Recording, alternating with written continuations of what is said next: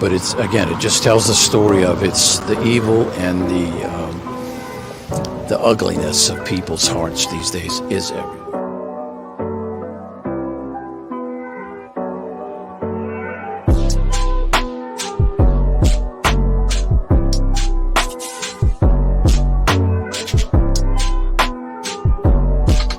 This is Franky Rose's Think Tank. Here's your host, Franky Rose. Good morning. Welcome to the Think Tank. So we have had a New Mexico officer gunned down by Jaremy Smith. State Officer Justin Hare was stopping to offer him assistance when he was literally gunned down in his vehicle. So this is the update. I will also be giving a live stream later this afternoon or later this morning, but we are going to start with this. Heartbreaking situation, guys, heartbreaking situation. All right, here we go. Thank you all for being here. Again, we really want to thank you all for your patience and as we navigate this very unimaginable situation. This morning, we'll hear remarks from DPS Cabinet Secretary Jason Bowie, followed by an update from New Mexico State Police Troy Weisler, who will then take your questions. And I'll turn it over to Secretary Bowie. Good morning, everyone. Really appreciate everyone being here this morning. I thank you for coming. I'll be brief in my remarks. We'll turn it over to New Mexico State Police Chief Troy Weisler here in a minute. I want to start off with offering, again, our condolences to Justin's family. His mother, his father, who we met yesterday, brother, girlfriend, and Justin's children. We simply cannot imagine what they're experiencing and what they're going through. And we ask everyone, particularly the community, to keep them in your thoughts and their prayers. I really would appreciate that. I wanted to offer a word of support and gratitude for the brothers and sisters of the New Mexico State Police. Yesterday, I spent most of the day at the command post. We were set up at the I-40 at the 300. Some of you were there. And while we were managing multiple scenes, it was my observation that despite the incredible loss, knowing that the fact that the officers who were out there were clearly hurting, they performed their duties remarkably. Everyone did. Our patrol officers, Investigations Bureau, crime scene, tactical, no one missed a step. And I was extremely impressed with their performance out there. It was really, truly remarkable. And I stand proud of this organization, and I want to acknowledge all those officers that continue to do their work despite this tragedy. And while I won't be identifying these names or these officers individually by name, I want to acknowledge a New Mexico State Police officer who found Justin on the side of the road, along with Quay County deputy who showed up to assist and render aid to Justin. I can simply not imagine what that experience must have been like for them, but I can tell you that I'm extremely thankful that they were there, because if it was not for them, Justin would have died out there alone. And as it were, he had his fellow brothers of law enforcement there to help him. And so I would extend the same appreciation to the EMTs, the nurses, all the medical staff and doctors who leaned in to help. I know that they gave their very best. We were at the hospital there in Tucumcari, and we could see the pain on all of them as well. And we are extremely grateful for all of their efforts in trying to save Justin's life. I want to thank all of our law enforcement partners who immediately reached out to offer resources and assistance as we were traveling out to location. The phone was just nonstop with support. And I can't list them all. I mean, the list is very long of people who offered their assistance. I'm certain there will be agencies that'll come to light that were instrumental in the success of this that I am not even aware of yet. But I can tell you that I'm extremely grateful. I'll just mention some. We had all municipal chiefs and county sheriffs reaching out, particularly, of course, Quay County. The jurisdiction where it occurred was very instrumental. Texas DPS, we were collaborating with law enforcement in South Carolina. We had the FBI. Raul Bahanda reached out immediately and offered all of his assistance. ATF, HSI, U.S. Marshals, all the federal acronyms were simply out there. U.S. Attorney Alex Ubias has been very instrumental in helping us through this. Second Judicial District, Sam Bregman, reached out, offered all of his resources and assistance as well, and we were very, very grateful. As I mentioned, I'm certain there are many more who have helped that I've yet to even realize, and I know that we'll continue to receive a tremendous amount of help still moving forward as this investigation is ongoing. I'll just sum up: when something like this happens, we often look for immediate answers. And very often we look to either mental health or behavioral health issues. And while I'm certain that that inflicts many in our society, we can just turn to Las Cruces as an example where that certainly applies. I'm here to tell you that there are some people in our society that are just violent. They're calculated, deliberate in their actions, and they stop at absolutely nothing to prey on others. And that's exactly what we experienced within the New Mexico State Police yesterday. Jaremy Smith is certainly that, just a violent person with a long criminal history that obviously had no regard for anyone that he comes into contact with. We have victims in South Carolina. Of course, we have a victim very here in our own state, the New Mexico State Police. So the message to him is very clear, is that we're coming for you. We will also be deliberate and calculated in our actions. The New Mexico State Police and all of our partners will be relentless in our pursuit to bring him into custody and to make sure that he stands to question for this cowardice act, which is exactly what it was. DPS will spare no expense to make sure that he's brought to justice for what he has done. Excuse me. To anyone who has information, we ask them to come forward and do the right thing. Now's the time to do that. Because here on forth, for anyone who is found aiding or harboring Jaremy Smith, we will also charge them and prosecute them to the fullest extent. And you can be sure of that. With that, that concludes my remarks. I'll turn it over to New Mexico State Police Chief Troy Wiesler. Thank you, Cabinet Secretary Bowie. I want to thank you all for being here this morning. I also want to thank my fellow New Mexicans for all of the support that you provided both me and my agency in this past day and a half. And just to reiterate what the Cabinet Secretary said, a huge thank you to all our law enforcement partners who've been working tirelessly on this investigation right alongside us. Some of what you see up here this morning. Now, this press conference is going to give a more detailed description of what happened yesterday, how the investigation has unfolded, and where we are right now. Yesterday, around 5 a.m., New Mexico State Police Officer Justin Hare was dispatched to Interstate 40 near milepost 318 to assist a motorist in a white BMW who had a flat tire and had been attempting to wave down other motorists. When Officer Hare arrived, he parked behind the disabled vehicle. The suspect, who's been identified as Jaremy Alexander Smith, 33, of Marion, South Carolina, exited his vehicle and approached Officer Hare's passenger side window. A short conversation ensued about repairing his tire and possibly getting a ride back to town, when without warning, the suspect pulled out a firearm and shot Officer Hare. Smith then walked to the driver's side and shot Officer Hare again. Smith pushed Officer Hare into the passenger seat and drove away in Officer Hare's patrol unit, with Officer Hare still inside. After calls from dispatch to Officer Hare were not answered, additional state police officer was dispatched to assist and find out what was going on, what had happened. While the assisting officer was responding to the area, Officer Hare's duress signal began to go off. The duress signal is an emergency beacon, either on the officer's handheld radio or inside the unit. There's one on the console radio and on the computer. It can be activated and it sends an emergency signal to dispatch. As the assisting officer continued to the scene, he saw Officer Hare's patrol unit driving at a high rate of speed along the frontage road,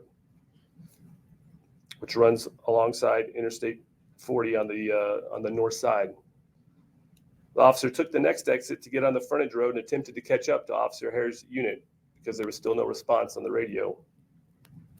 When the officer caught up to the patrol unit, it had crashed off the side of the road around milepost 304. The assisting officer approached Officer Hare's patrol unit only to find that it was empty. Smith, or as we would find out, Smith had fled on foot into the surrounding area. At that time, there was no sign of Officer Hare. A search of the area began, and Officer Hare was later located on the frontage road of Interstate 40 near milepost 312. He was transported by ambulance to Dan Trigg Hospital in Tucumcari, where he passed away. An intensive manhunt was conducted yesterday and continues in the area that Officer Hare's unit was abandoned. We tracked what we believed to be Smith's trail for quite some time, but eventually lost it when it returned back to the interstate. Now, through the course of our investigation, we've learned that the BMW that Smith was in belonged to a missing female out of South Carolina who was found dead late yesterday by authorities there. Phonesia Machado-Fore was a paramedic in Marion County, South Carolina. We want to extend our heartfelt condolences to that community for their loss of a fellow first responder. After pursuing several leads throughout the day related to the South Carolina incident, we were able to identify Jaremy Smith as a potential suspect. We were then able to positively identify him as the man in Officer Hare's dash camera through multiple methods and means. We've also learned that Smith has ties to the Albuquerque area and has a very extensive criminal history. We are currently conducting an intensive search for him. Officer Hare died serving his state and his community.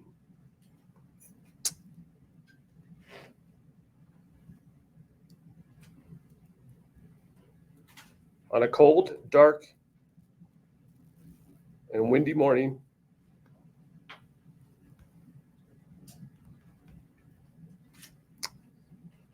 he offered help to a person he thought was in need. That person killed him in cold blood. Y'all might have seen a statement I released last night. But what I said in that was absolutely true. The last words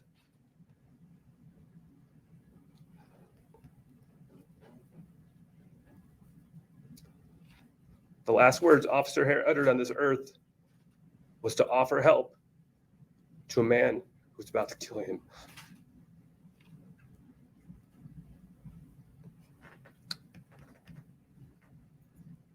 Jaremy Smith, we are coming for you.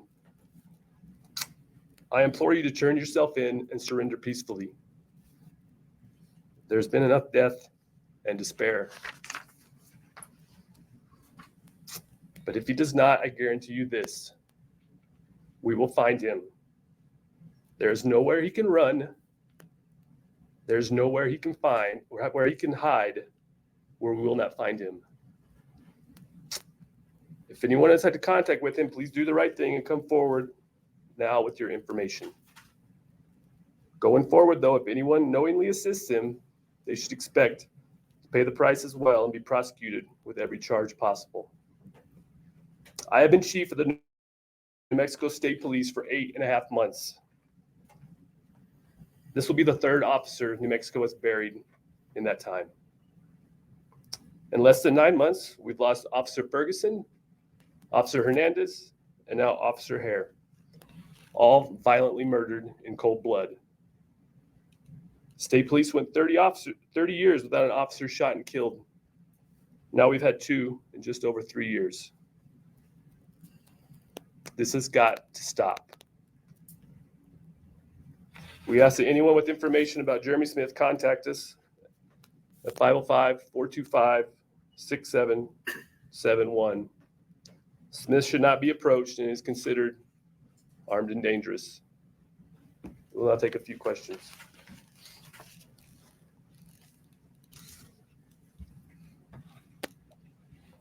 Let's go left to right. Is there any reason to believe that he may still be in New Mexico just with his ties to this area? That's a definite possibility. We're not going to get too much into that right now just because of the ongoing nature of the investigation, but we are following up on every lead, both here and elsewhere. Can you talk about Officer Hare's career, and then also how the New Mexico State family is going to come in and support his family? Yeah, no, absolutely. So Officer Hare, he grew up in Logan and Moriarty. He just hit 5 years with the state police in December. He was stationed back there. He actually moved back in and lives in the house that he grew up in. He's a member and a pillar of that community. I spent several hours with his girlfriend yesterday, and just at the hospital. What you realize being there, it's a small, tight-knit community that he had lots of ties to. So, you're at the hospital. These people all knew Justin. The people working on him, trying to save his life, people dealing with the family, he was a friend of theirs. His wife told me a story. Their next door neighbor, when our officers went to do notification yesterday, her next door neighbor obviously knew something was up. And her next door neighbor teaches their 2 young daughters in preschool. She taught Justin in preschool. So, this obviously has a huge impact on that community. State police, we have been with the family since this happened. We will continue to be with the family and support them in every way, both, of course, now through the funeral and however they choose to honor Justin. And we will be here to support the family, forever. So, thank you. You said his trail led back to the interstate. Do police think that he hitched a ride, and do police know what direction he was traveling if he did hitch a ride?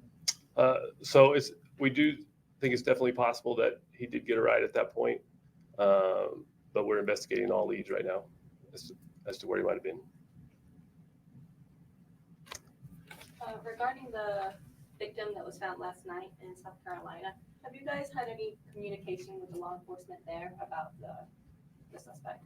Yeah, we've been in regular communication with law enforcement in South Carolina throughout the day yesterday, last night, and we'll continue to be in communication as we both work our different investigations in determining what exact relation there might be between the two. So the connection isn't confirmed yet, or it's confirmed? It's an ongoing investigation. So do police believe that Hare himself pushed the distress signal button in the unit? Does it have to be pushed by a person, or can it be triggered in another way? So we cannot say for certain. Believe that there's a couple of different duress signals. There's one on his radio, there's one on the console in the car, and there's one on the computer. It appears the one that did get activated was the one that was on his radio, but we can't say if he pushed it or if in the moving of him around in the vehicle, if it got accidentally pushed. Yes, ma'am. And just to clarify, I know you touched on it a little bit, we heard that some Texas law enforcement agencies were alerted yesterday that the suspect might have jumped on a freight train in that area to get away. Can you deny or? Like I said, we're investigating all possible leads at this time. Are you able to go into any of Smith's criminal history and some of the things that he was involved in before?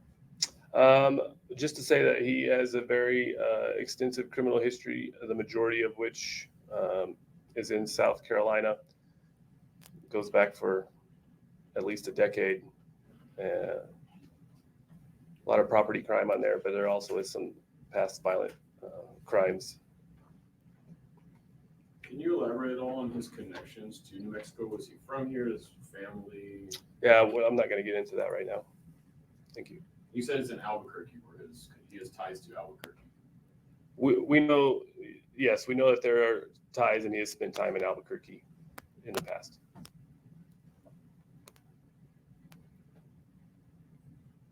Can you elaborate on any of his criminal history?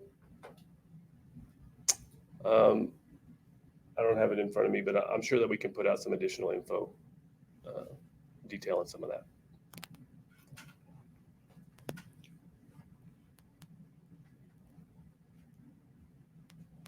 Anything else? Thank you all for coming. Thank you. Appreciate it.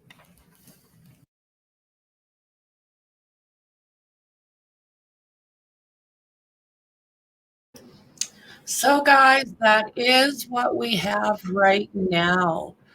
So, like I said, I will be doing an update later this morning, most likely.